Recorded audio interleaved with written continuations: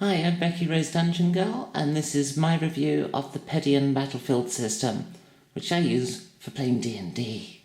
This system is currently available at the time of producing this video for about another month at Kickstarter prices before it goes to the retail pricing. This particular setup is using some pieces from Thomarillion, Tabletop World, and some miniatures in order to decorate the scene. But the review here is for the base tiles underneath. That's the Pedion Battlefield system. And what I've got here is the grassland tiles with the cobblestone roads and the liquid glass river system. So if you're watching this review, odds are you're a wargamer or you're a role player who, like myself, invests heavily in scenery. Now, as a wargamer, you can probably just buy one of their pre-existing sets and the terrain would suit you down to the ground. As a role player, obviously I then went and bought individual tiles to just give me the variety of scenery I was after. So I've got a few extra river tiles, a few extra road tiles, some hills and forests and stuff. And this gives me some terrain options. Most of the tiles are made out of foam, so they're really light. And one of the advantages they have is you see in each corner here, if that is remotely in focus, there is a magnet and that connects up to a screw, so it all connects together, so it locks together. This, you can't see it, but I can feel some magnetic force there. Now, in regards to the magnets, I have a few here, and actually one of the reasons that didn't connect is, you see, one of the magnets has fallen out. In fact, 3 of them have fallen out so far, so I can put those back in. It's not a big deal, you know, I can solve the problem. What actually pulled them out is the fact that the magnets were so strong, when I connected them to another tile, they stayed on the other tile. So the magnets are quite strong. And as you can see, my table overlaps my playing area slightly at each side, and I have no problem with that. I know the magnet's going to hold it. The hill pieces have large resin rock structures on them. As you can see, they're very pretty. And the river tiles are made largely out of resin, and this makes them quite fragile. I wouldn't want to drop this, although it feels sturdily built, and certainly none of the surface stuff is coming away, so it's well put together. One of the surprise standout features to me was these trees, and they have these lovely, lovely bases on them, which help them stand up, but they also have a magnet. And what you find is on various pieces, you have on these hills, you have these little square magnet recesses for that to stick to. If I'm honest though, there's too much recess on this one for them to stick in. It's a little easier on this forest tile though, where there are little round magnets in the base.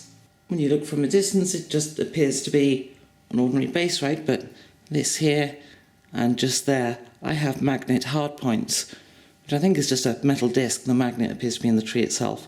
So that's now stuck to it quite well. And show you the strength of these magnets.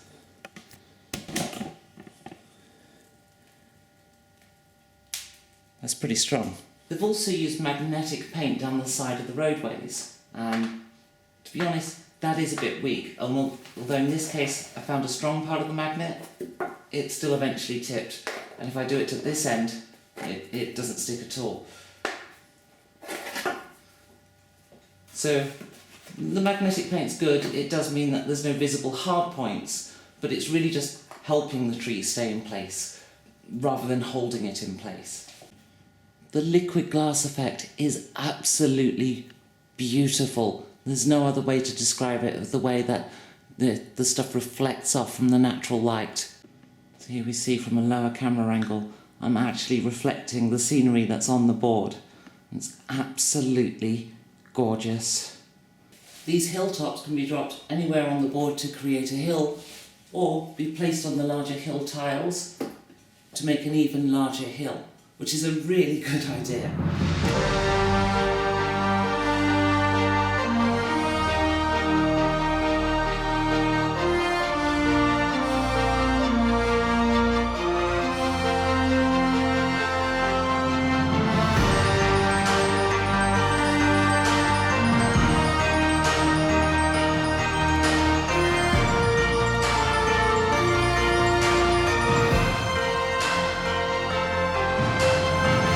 So this is my board with my props removed.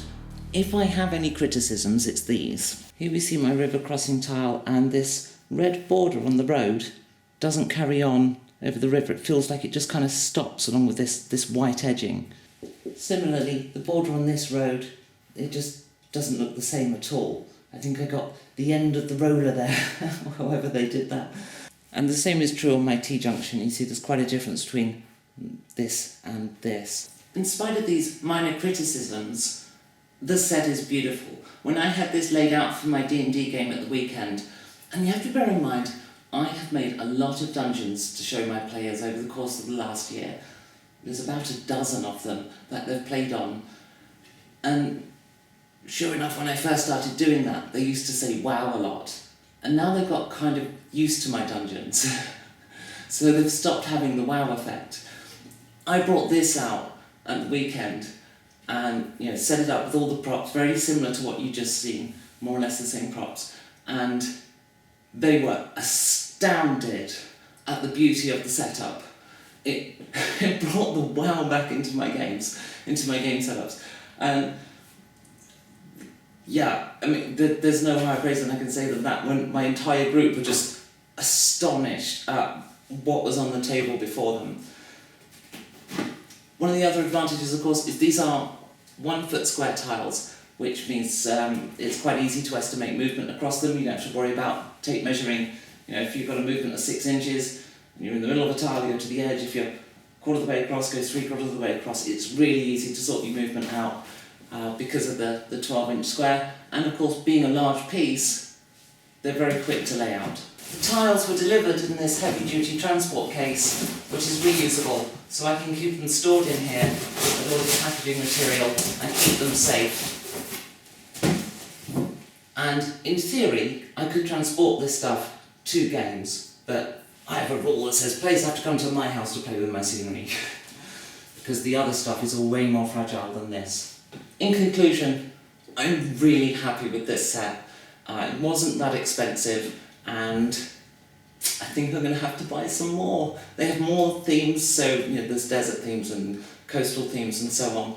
And yeah, yours truly is going to spend more money with Pedion.